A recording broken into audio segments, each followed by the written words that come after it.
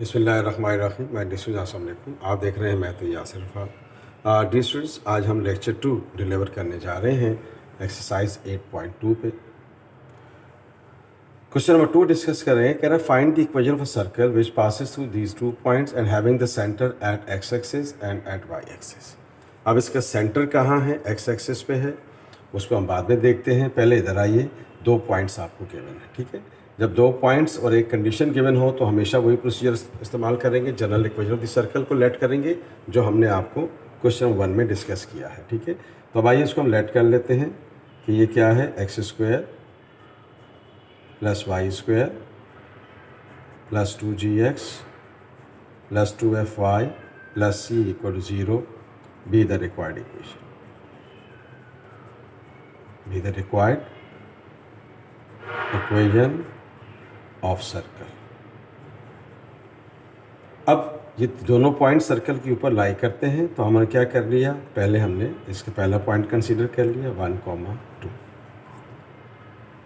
तो x की जगह हमने क्या पुट कर दिया 1 और y की जगह हम क्या पुट करेंगे 2। अब एक और चीज़ है में रखिएगा कि इसका सेंटर चूंकि ओरिजिन पर है, x एक्सिस के ऊपर है, तो इसका मतलब क्या है कि y कंपोनेंट 0 होगा, ठीक है। तो हम बात करते हैं इसके साथ ही। तो ये हो गया x square y square plus 2gx plus 2fy plus c equal to 0। तो ये हो गया आपके पास 1 plus 4 plus 2g plus 4f plus c equal to 0। ये हो गया 4 plus 1 5, 2g plus 4f plus c equal to 0। अब आप देखिए स्टूडेंट्स कि इसका सेंटर कहाँ पर है, ओरिजिन पर है और एक्स एक्सिस पर है। Centre at x axis, on x axis. तो जब एक्स एक्सिस पे है तो देखिए सर्कल का सेंटर क्या होता है, एच के जनरल फॉर्म में क्या होता है माइनस एफ माइनस जी माइनस एफ। अब ये ख्याल रखेंगे कि आपके पास एक्स कंपोनेंट तो मौजूद है, वो सेम रहेगा, माइनस जी रहेगा, एफ की जगह क्या आ जाएगा 0। जब सर्कल का सेंटर एक्स एक्सिस के ऊपर है तो इस चीज़ का ख्याल रखेंगे कि देखें एक्स एक्सिस के ऊपर है तो एक्स की तो कोई वैल्यू होगी, वाई कंपोनेंट क्या होगा 0 होगा। अब यहाँ एक्स का मतलब माइनस जी है, वाई का मतलब क्या है एफ़, या जी और एफ़ ले लें एक ही बात है। तो इसका मतलब क्या हो गया कि यहाँ एफ़ 0 ले लेते हैं, तो ये हो गया 5 प्लस 2g 4 एफ़ की जगह 0 प्लस c इक्वल टू 0। तो ये हो गया 5 plus 2g plus c equal to 0। This is say equation number 1। एक बार फिर सुन लें। अब देखिए डियर स्टूडेंट्स, इसका सेंटर चूंकि एक्स एक्सिस पे है तो इसका f कंपोनेंट क्या होगा 0 होगा, और अगर y एक्सिस पे है तो g कंपोनेंट 0 होगा, ठीक है। तो ये आपने ध्यान में रखना, यानी कि x एक्सिस पे है तो y कंपोनेंट 0 होता है और y एक्सिस पे है तो x कंपोनेंट 0 होता है। अब आइए अब दूसरा पॉइंट ले लेते हैं, और दूसरा पॉइंट क्या है 2, 3। तो अब आपके पास x क्या है 2 और y आपके पास क्या है 3। तो ये हो गया x square plus y square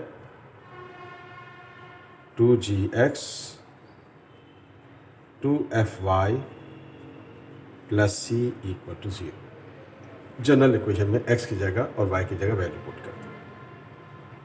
4 plus 9 कितना हो गया 10 हो गया, 9 हो गया, 2 2 ज़ा 4, 2 3 ज़ा 6 f plus c equal to 0।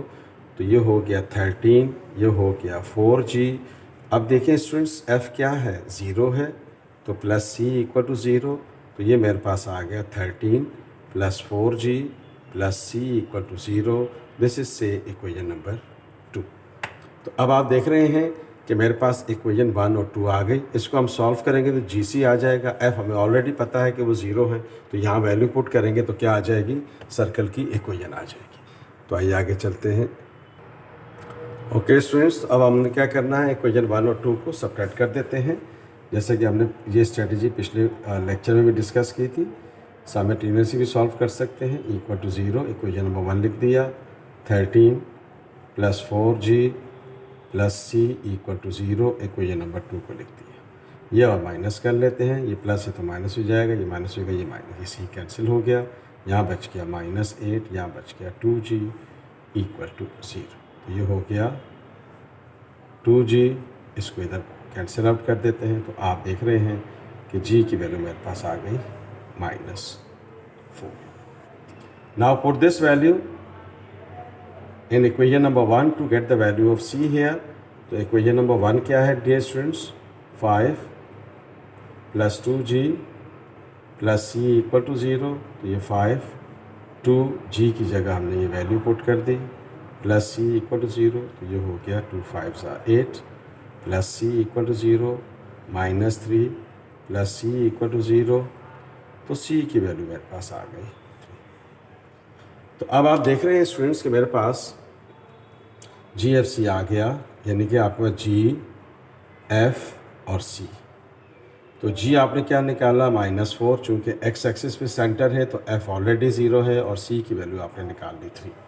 ये आप ख्याल रखेंगे कि अगर सेंटर x एक्सिस पे है तो F कंपोनेंट 0 होता है, अगर y एक्सिस पे है तो G कंपोनेंट 0 होता है। तो ये मेरे पास आ गई सर्कल की equation x² + y² + 2gx + 2fy + c equal to 0, x² + y² + 2g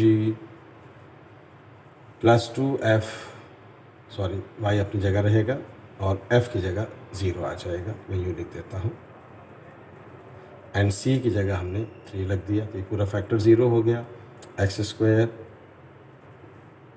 + y² -8x + 3 equal to 0। So this is the required condition here when a circle passes through 2 points and having the center at x-axis. तो अब आइए हम चलते हैं the same situation when the y-axis is given.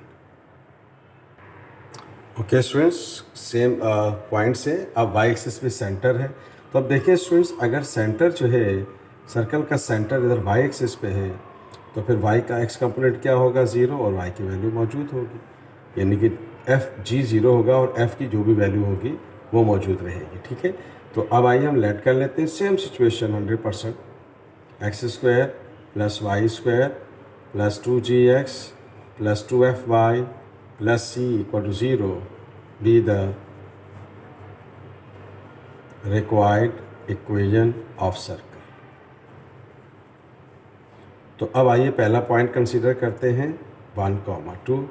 तो x आपको दिया हुआ 1 और y आपको दिया हुआ 2। तो ये हो गया मेरे पास x² y² 2gx 2fy + c equal to 0। तो ये हो गया 1 + 4 2g 2 2 = 4f + c equal to 0। तो अब आइए स्टूडेंट्स, हमने क्या कहा कि सेंटर चूँकि इसका y एक्सिस पे है तो अब g कंपोनेंट 0 होगा। क्या होगा? g कंपोनेंट 0 होगा। x एक्सिस पे है तो f कंपोनेंट 0 होगा। तो ये हो गया मेरे पास equation number 1। This is say equation number 1। अब आइए दूसरा पॉइंट ले लेते हैं, पॉइंट्स तो सेम हैं। तो ये हो गया x = 2 और y = 3, x² y² 2gx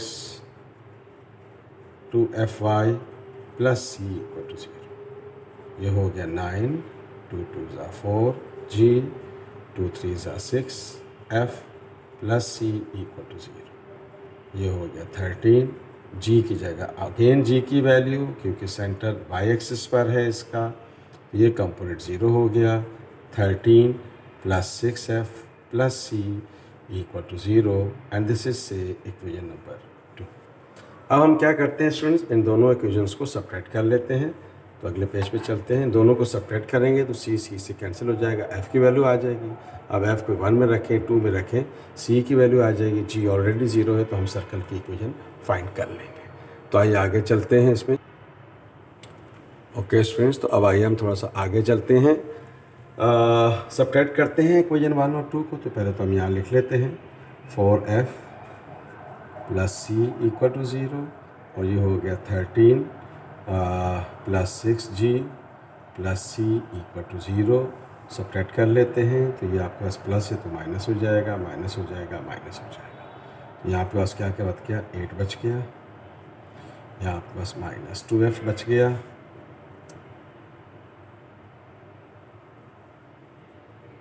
c cancel out हो गया इक्वल टू 0। ये हो गया मेरे पास 2 4 ज़ा 8। तो f की वैल्यू आ गई माइनस f। तो आप इस वैल्यू को पुट कर लेते हैं इक्वेशन नंबर 1 में। तो फिर इक्वेशन नंबर 1 क्या है हमारे पास, 5 plus 4f plus c equal to 0।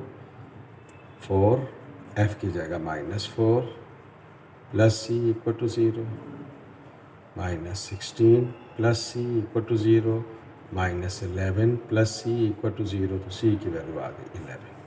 तो अब आप देख रहे हैं स्टूडेंट्स क्या बन गया हमारे पास, जी एफ सी। जी तो 0 है, f -4 निकाला और c आपने 11 निकाला। तो अब फार्मूला क्या है हमारे पास, x² plus y² plus 2gx plus 2fy plus c equal to 0। x² plus y² plus 2gx plus 2fy और प्लस c इक्वल टू 0। तो ये मेरे पास आ गया इसका रिज़ल्ट। ये फैक्टर 0 हो गया। -8y plus 11 equal to 0। This is the required equation है। अब आइए स्टूडेंट्स नेक्स्ट क्वेश्चन पे